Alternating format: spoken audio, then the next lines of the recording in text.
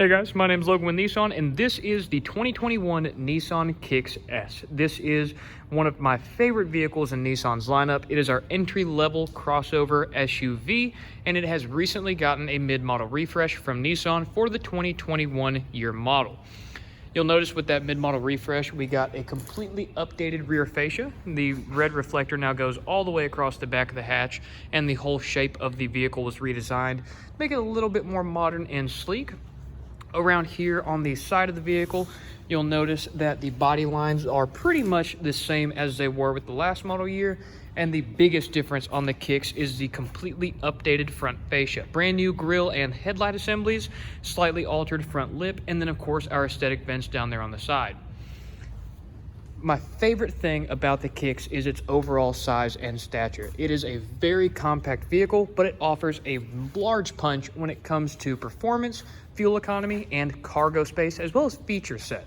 So starting from the back here, you'll notice we do have a backup camera right underneath the trunk latch, and then of course we also have a rear wiper.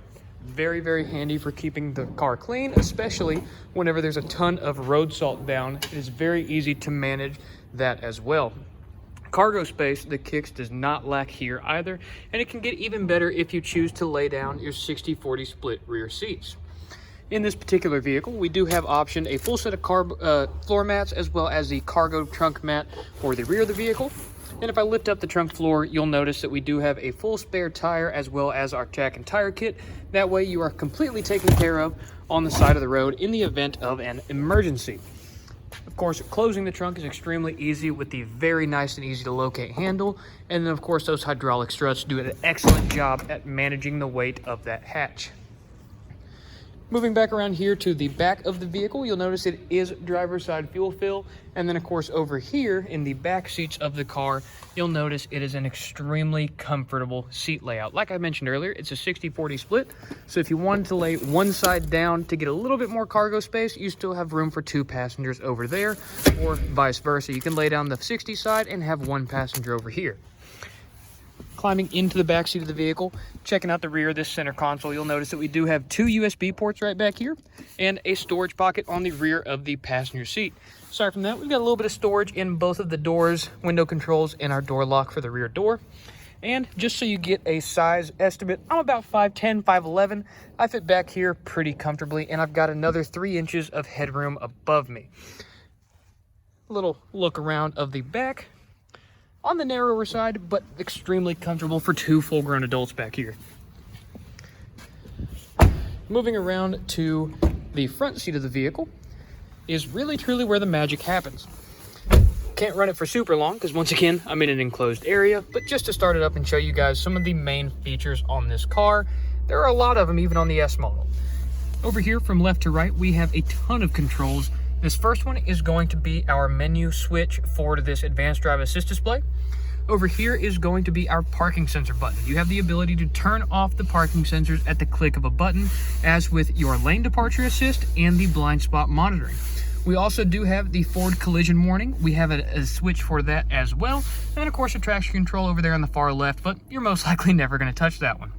Over here on the driver's side door, we do have some window switches, our mirror controls, as well as the lock and window lockout buttons. And then on the steering wheel itself, it's multimedia over here, as well as cruise control over here on the right side. Standard automatic headlights, and then of course over there on the driver's side switch is going to be our front and rear wipers. If I turn these headlights on auto, you'll notice that we do have a very bright set of halogen bulbs, and turning the brights on, they do get that much brighter. I'm going to go ahead and turn those down to just the daytime running lights. You'll notice those are just the little amber glows right there in the center, and then our blinker illuminates those a little bit brighter whenever you enable that. Turning those back off, and we do have a very nice 7-inch color touch display right over here with Apple CarPlay and Android Auto integration, so you've got the ability to listen to any music you want in any way you want, like a CD player or a cassette tape, that is. Over here on the main menu of everything is a very, very easy to use display. It's extremely easy, literally 3 buttons to pair your phone to Bluetooth. It cannot get much easier. And of course, you also have your aux connection as well if you wanted to use that route. Right down here below your center stack display is going to be the very easy to use single zone climate control system. You've got all your different climate control modes, your fan speed over here, and then your temperature gauge over there on the right. Fresh air and recirc, and then of course your AC and rear window defrost.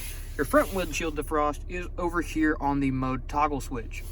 Moving down from there, we have a small storage cubby along with another 12-volt power supply, a USB type A, and another 3.5 aux jack.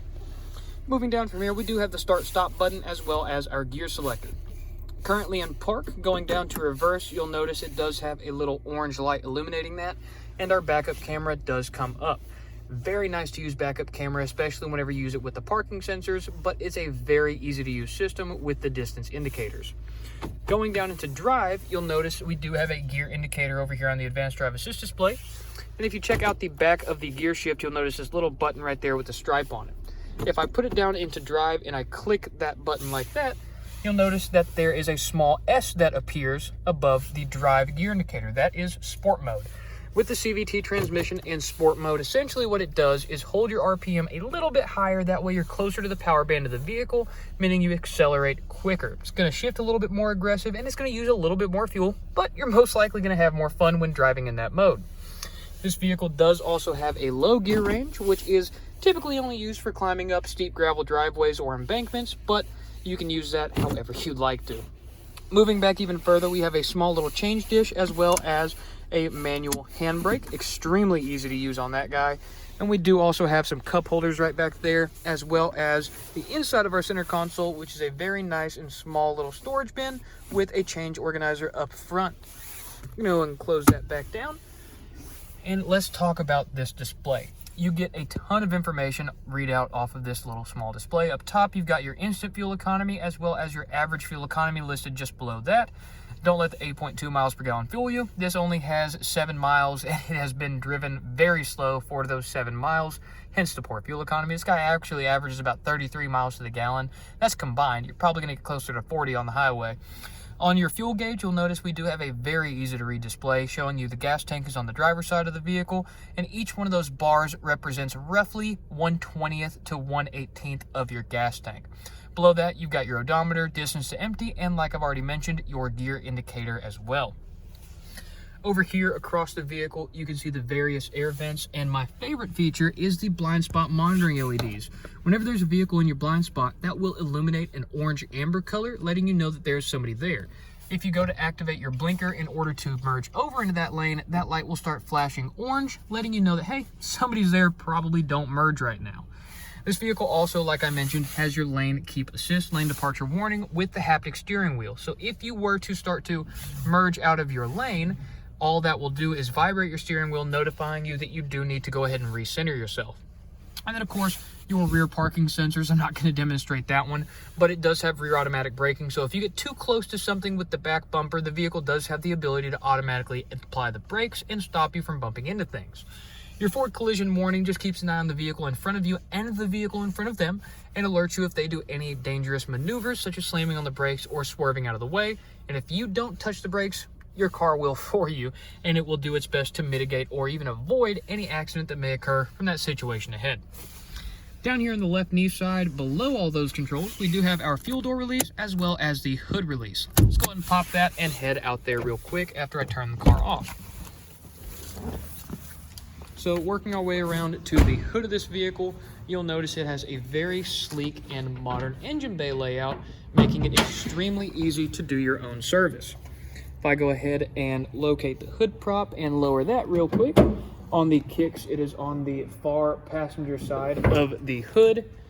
You can see right here, we do have an extremely easy to work out of engine bay with all of our electrical components, including the battery over here in one corner and most of our fluids over here on the other side, with the star of the show being the 1.6 liter inline 4-cylinder engine. Makes plenty of horsepower for the size of this vehicle, and like I mentioned earlier, nets you a 33 combined fuel economy average. And of course, it's mounted to the vehicle in typical Nissan fashion with Nissan's OEM breakaway engine mounts, meaning if you were to get into a front-end collision with this vehicle, the crumple zones will go into effect right here, and the front of the vehicle will accordion and absorb most of that shock and impact for you. And then your breakaway engine mounts will, hence the name, break away and allow the engine to fold up underneath the front of the car, keeping the block out of you and your passenger's lap, which is never the good place for the engine to be. Go ahead and close this hood up real quick. and just like with any aluminum hood, about 6 inches up and let it drop. And that will conclude the 2021 Nissan Kicks S walk around. Thank you guys for taking the time to watch this video. Hopefully you learned a little bit about the Nissan Kicks. Thank y'all. Have a great rest of your day. Bye-bye.